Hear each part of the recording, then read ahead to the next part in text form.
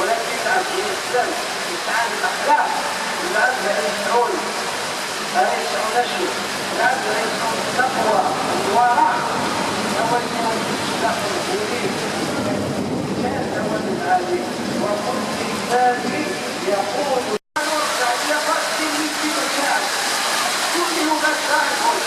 أقوم عن الجنايات فكيف المسلم